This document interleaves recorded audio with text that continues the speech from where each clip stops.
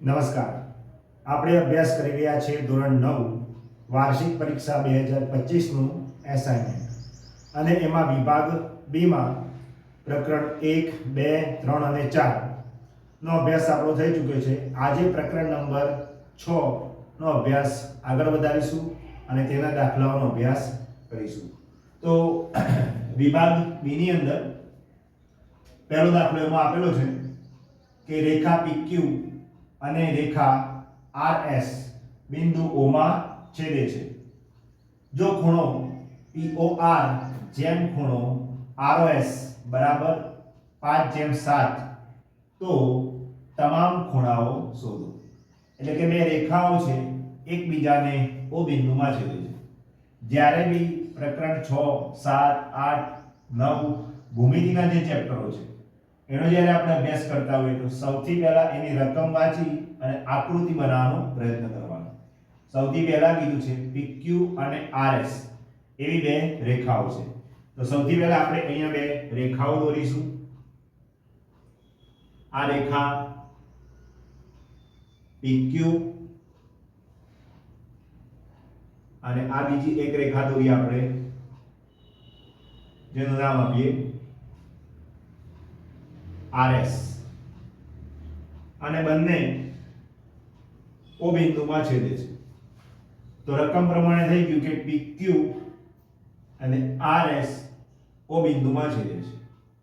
પછી કીધું છે કે POR જેમ ROS.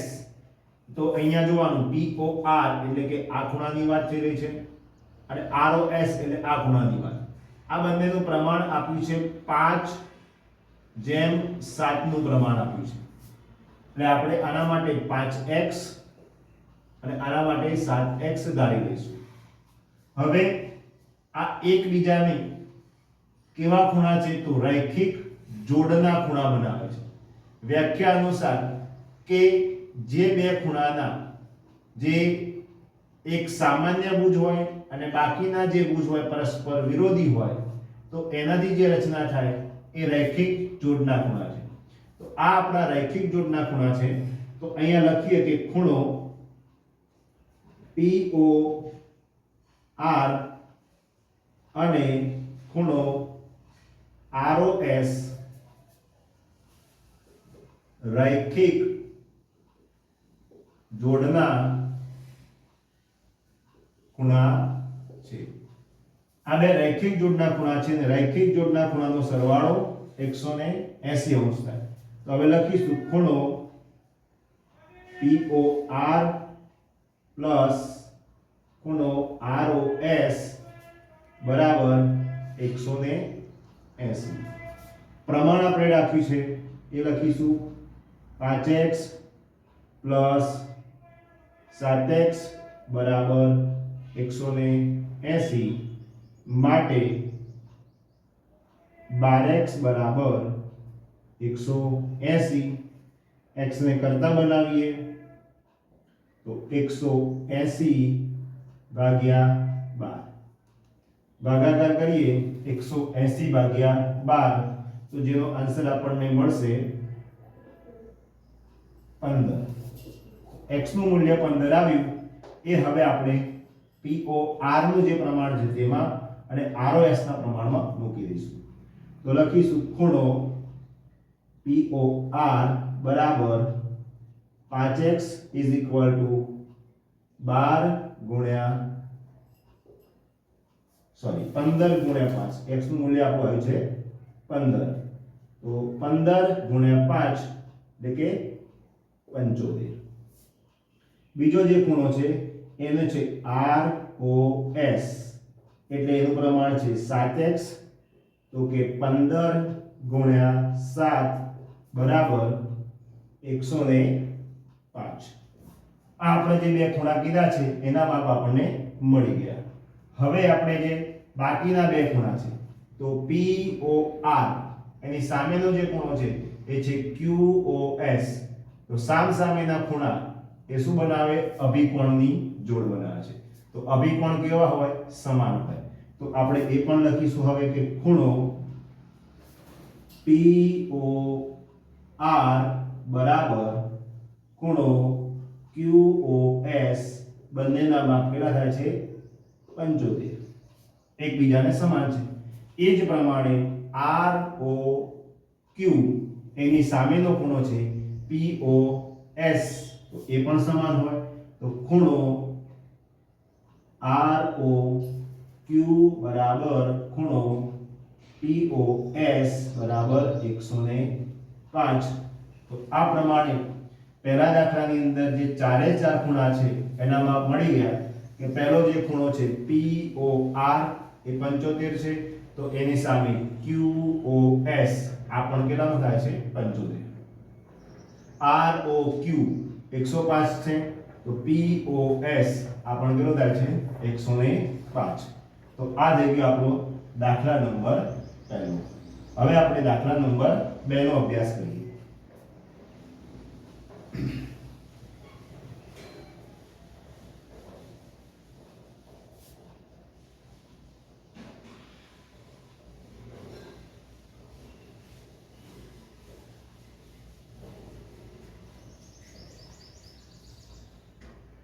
દાખલા નંબર 2 ની રકમ આપી છે કિરણ AX એ ખૂણા BAC નો દ્વિભાજક છે સૌથી પહેલા કીધું છે કિરણ AX એ ખૂણા BAC નો દ્વિભાજક છે સૌથી પહેલા આપણે ખૂણો BAC અહીંયા દોરી દઈશું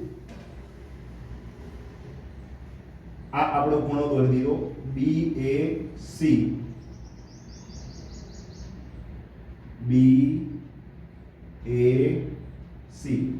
અને એમાં કહ્યું છે કે ભાઈ AX આ થઈ ગયું આપણું કિરણ AX જે ખૂણા BAC નો શું છે દ્વિભાજક એટલે બે સરખા શું કરે છે ભાગ કરે છે જેની અંદર BAX અને XAC બંને કેવા થાય સમાન માપના ત્યાર પછી રકમમાં કીધું છે કે કિરણ AY એ ખૂણા XAC નો દ્વિભાજક છે એટલે કે કિરણ દોરવાનું છે અને XAC આ નીચેનો ખૂણો જે XAC છે એનો દ્વિભાજક જે છે એ આ છે કિરણ AY આવી આકૃતિની રચના થાય છે હવે આપણે અહીંયા વિગત એ પ્રમાણે લખીએ કે જે નીચેનો જે ખૂણો છે ખૂણો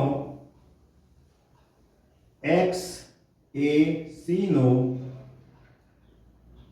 દ્વિભાજક AY છે એટલે કે AY વડે કિરણ AY XAC ના બે સમાન ભાગ કરે છે એટલે કે આપણે આ પ્રમાણે લખી શકીએ ખૂણો XAY બરાબર ખૂણો YAC XAY બરાબર ખૂણો એટલે કે આ ખૂણો ને આ ખૂણો XAY YAC આ બે ખૂણા કેવા થાય છે સમાન થાય છે ત્યાર પછી પહેલું જે કિરણ હતું AX એના પણ શું છે બે સમાન ભાગ છે તો એ લખીએ ખૂણો BAC નો દ્વિભાજક કિરણ AX છે કિરણ AX એનો દ્વિભાજક છે તો એના જે બે સમાન ભાગ થાય છે એ લખીશું કે ખૂણો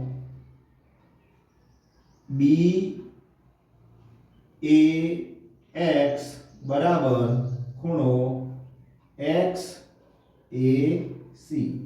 આ બે એકબીજાને કેવા થાય છે સમાન થાય છે હવે ઉપર જોવાનું કે જે આ ખૂણો છે XAC એનો દ્વિભાજક છે એટલે કે આ ને આ બે ખૂણા એકબીજા સમાન છે તો અહીં આપણે એક સમીકરણ બનાવીશું ખૂણો XAC બરાબર બે ખૂણો આ જે લખ્યું છે એ લખીશું XBY બે વખત ખૂણા XBY કરીએ તો કોના બરાબર થઈ જાય એકવાર ખૂણો XAC બરાબર આપણને મળી જાય છે અને આ બે ઉપર જો ખૂણા કેવા છે સમાન છે એટલે આ વસ્તુ આને પણ લાગુ પડી શકે તેથી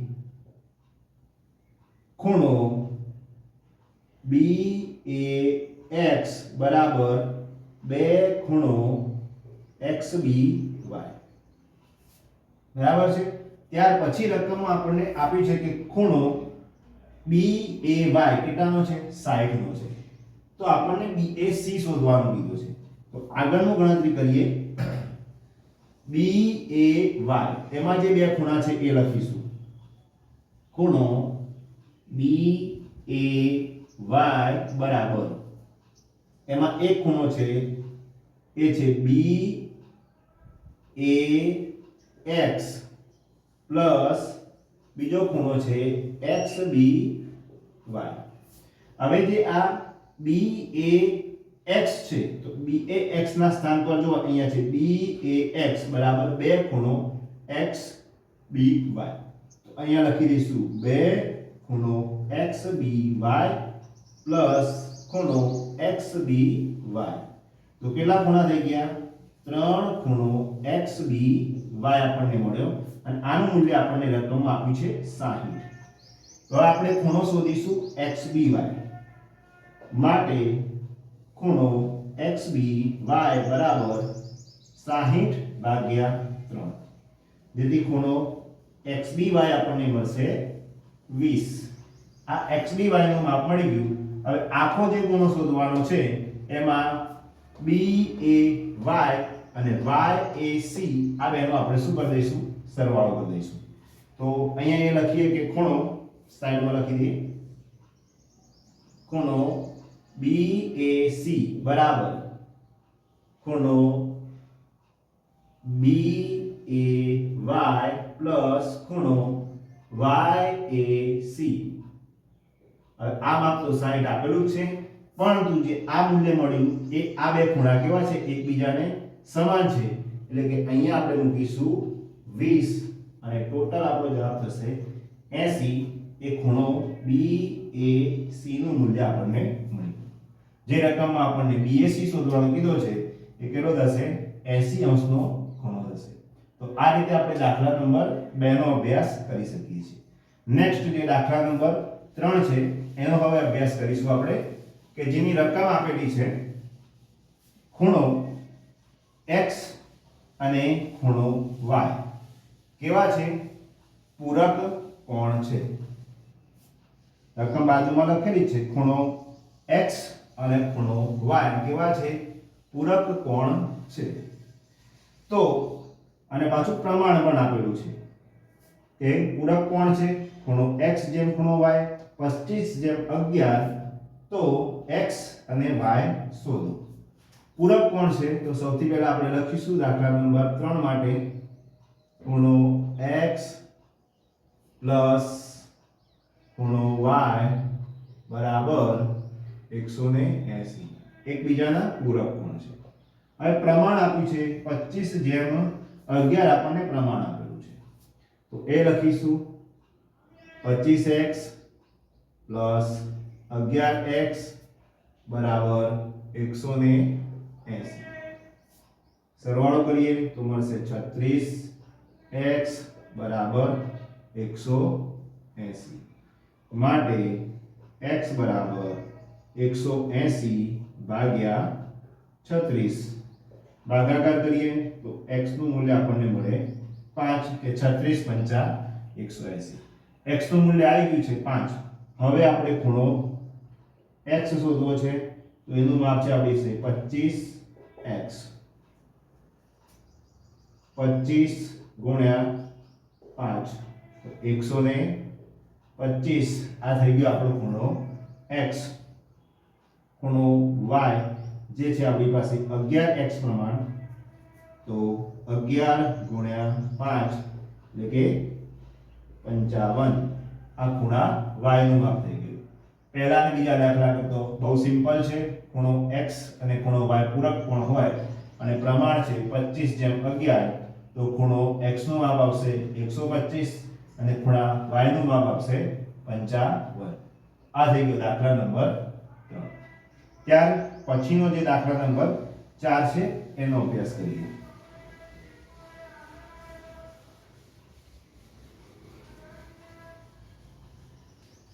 ચલો દાખલા નંબર 4 જેની રકમ કંઈક આપેલી છે કે રેખાઓ PQ અને RS પરસ્પર O બિંદુમાં છેદે છે. એટલે કે પહેલી આકૃતિ દોરી હતી એ જ પ્રમાણેની આકૃતિ થશે. રેખાઓ જે છે આપણને એ છે એક PQ અને બીજી કઈ છે RS પરસ્પર O બિંદુમાં છેદે છે. અને ત્યાર પછી કીધું છે કે ખૂણો જે આપણને આપ્યો છે POR 55 આપ્યો છે અને ખૂણો QOS 2x - 5, તો x ની કિંમત શોધો. એટલે કે POR રકમની અંદર આકૃતિમાં R આવે આ ખૂણાનું માપ આપી દીધું છે આપણને 55 અને આ સામેનો જે ખૂણો છે એનું માપ આપ્યું છે 2x - 5. તો કહ્યું છે કે x ની કિંમત શોધો. હવે આકૃતિ પરથી ખ્યાલ આવે કે ભાઈ આ એકબીજાના કેવા છે સામેના ખૂણા છે. તો અભિકોણની વ્યાખ્યા કે બે રેખાઓ પરસ્પર એક બિંદુમાં છેદે તો બનતી અભિકોણની જોડ કેવી હોય? સમાન. તો પહેલા લખીશું ખૂણો POR અને ખૂણો QOS કેવા છે? અભિકોણ છે. અભિકોણ હોય એટલે એકબીજાને કેવા હોય? સમાન હોય. તેથી ખૂણો POR બરાબર ખૂણો QOS. POR જે આપ્યું છે આપણને 55 અને આનું મૂલ્ય આપ્યું છે 2x - 5. આ પ્રમાણેનું સમીકરણ 5 ને ઉઠાવીને આગળ લઈ આવો એટલે કે 55 + 5 બરાબર 2x. તો 60 બરાબર 2x માટે 60/2 બરાબર x. તો x ની કિંમત આપણને મળશે 30. તો આ થઈ ગયો આપણો દાખલા નંબર 4 કે દાખલા નંબર 4 માં x નું મૂલ્ય x ની કિંમત કેટલી મળશે આપણને 30 પ્રાપ્ત થાય છે. ત્યાર પછીનો જે દાખલો છે પાંચમો, એ પાંચમા દાખલાનો આપણે અભ્યાસ કરીશું.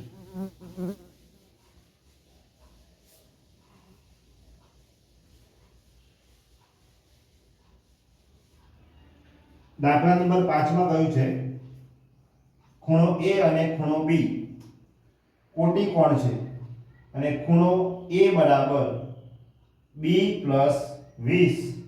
તો A અને B ના માપ શોધો. A અને B કેવા કયા છે? કોટી કોણ કયા છે? A નું મૂલ્ય બરાબર B + 20 જેટલું છે. તો રકમ અહીંયા લખીએ કે શું આપેલું છે એ પહેલા.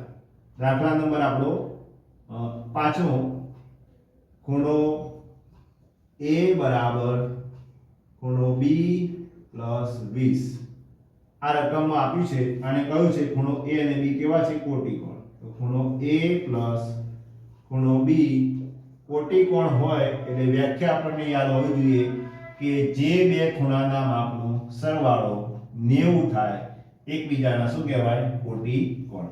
હવે A અને B બરાબર 90. તો A ના સ્થાન પર આપણે આ B ની કિંમત મૂકી દઈશું. એટલે કે ખૂણો B + 20 અને B ના સ્થાન ઉપર તો ખૂણો B જ રહેશે બરાબર 90. તો હવે સોલ્યુશન કરીએ તો કેટલા ખૂણા થયા? ખૂણા B એ બે વખત થયો 90 20 ને બરાબરની પેલી બાજુ લઈ જઈશું એટલે કે -20. 2 ખૂણો B બરાબર બાદબાકી 70 થશે. હવે ખૂણા B ને કરતા બનાવીએ તો બે ગુણાકારમાં છે જે જશે ભાગાકારમાં 70/2. તો ખૂણો B આપણને મળશે 35. તો ખૂણા B નું મૂલ્ય શોધવાનું કીધું છે તો ખૂણો B આપણને કેટલો મળશે? 35. હવે B ની રકમ જે મળી છે એ આપણને જે મૂલ્ય આપ્યું છે એમાં મૂકીશું એટલે કે ખૂણો A બરાબર ખૂણો B + 20. તો B ના સ્થાન પર મૂકીએ 35 + 20 જે મૂલ્ય આપણને મળશે 55. આ ખૂણો A નું માપ થઈ ગયું. એટલે કે ખૂણો A મળશે આપણને 55 અને ખૂણો B આપણને મળશે 35. તો આ પ્રમાણે જે વિભાગ બી ની અંદર જે દાખલાઓ છે એ ખૂબ જ સરળતાથી આપણે સોલ્યુશન કરી શકીએ છીએ. વિડીયો પસંદ આવ્યો તો ચોક્કસથી લાઈક કરો, કોઈ પણ પ્રકારનો ડાઉટ હોય તો કમેન્ટ કરો અને ચેનલને અચૂકથી સબસ્ક્રાઇબ